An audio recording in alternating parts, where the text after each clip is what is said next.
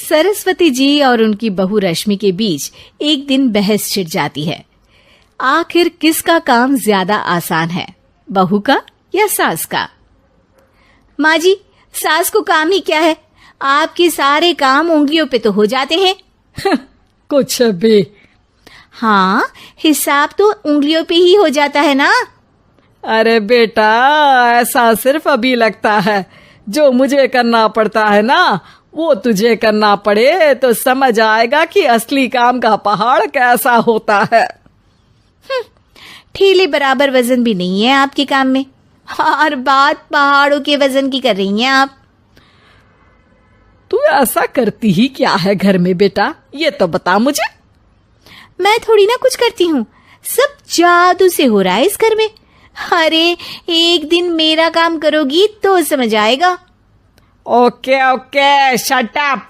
कल से मैं घर के काम करूंगी और तू मेरी जगह हर चीज का हिसाब रखना, ठीक है?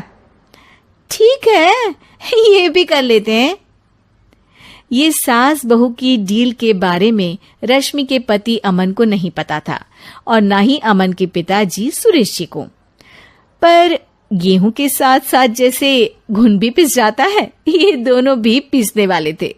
सुबह अमन उठकर रेडी होता है ऑफिस जाने के लिए, तो पता है उसके कपड़े नहीं निकले हुए हैं। अरे रश्मि, तुमने मेरे कपड़े नहीं निकाले? अपनी माँ से पूछो ना, उन्हीं का काम है ये।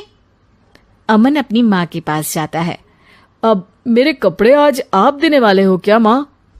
हाँ, देना तो मुझे ही चाहिए, पर तेरी बहू ने कपड़े धोने ही नहीं डाले, तो कोई भी धुला हुआ कपड़ा नहीं है बेटा। हैं? ऐसा क्यों? कपड़े तो धोने आप ही देते हो ना माँ? अरे बहू ने तुझे बताया नहीं, अब हम अदल बदल गए हैं। मैं अब बहू और तेरी बीवी सास। अमन परेशान हो गया।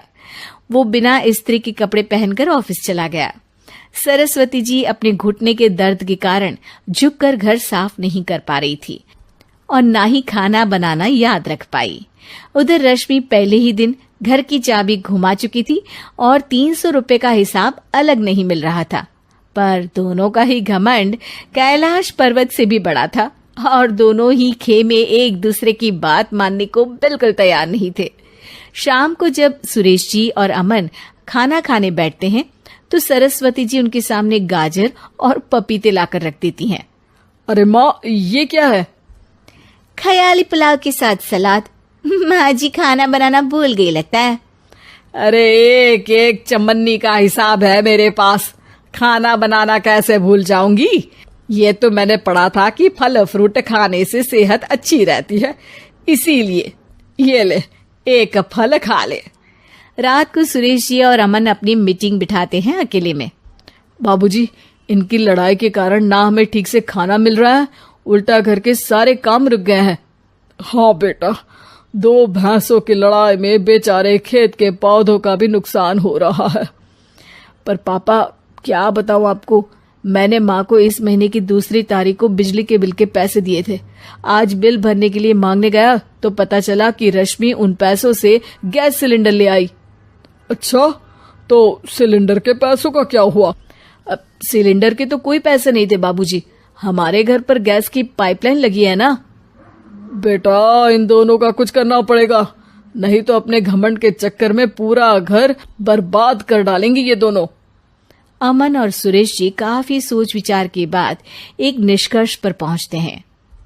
रात ही को दोनों अपनी पत्नियों की अलमारी से नई साड़ी निकालते हैं, और सुबह जब रश्मि और सरस्वती जी उठते हैं तो देखते हैं कि दोनों पति साड़ी पहनकर चढ़ाव पर सब्जियां काट रहे हैं। अरे ये सब क्या हो रहा है? क्या हो रहा है मतलब? आप दोनों अदल बदल हो सकते हो तो हम क्यों नहीं? अरे क्या मतलब? नहीं नहीं, मेरी भी बचपन से किसी की बहू बनने की इच्छा थी, तो आज से सरस्वती तुम बड़ी बहू, मैं मिडल बहू और अमन छोटी बहू। अरे लेकिन सब घर पर बैठ जाएंगे तो कमाएगा कौन? ये घर कैसे चलेगा? अब वो तो भैया या बाकी लोग जाने, अब हमने भी अदल बदल कर ही लिया है तो कुछ नहीं हो सकता। रश्मि और सरस्वती जी को समझ में आ जाता है कि उन दोनों की आपस की डील की वजह से इन दोनों को बहुत तकलीफ हो रही है और उनके ईगो ने दूसरों को कितनी यातनाएं दी है। अब असल में माँ जी आप सही थी, सास बनना बहुत मुश्किल है।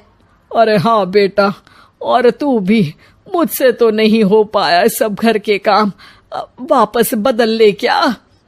हाँ हाँ बिल्कुल माँ जी, और अब आप दोनों भी बदल लीजिए, कोई आ गया तो आप दोनों को देखकर क्या सोचेगा। अच्छा है, आप दोनों के समझ में ये बात तो आई, मैं फटाक से कपड़े बदल लेता हूँ। अरे रुक जा बेटा, एक फोटो ले लेती हूँ तेरी, मेरी बेटी होती तो तेरे जैसी ही दिखती साड़ी में। और मेरा फोटो नहीं लोगी?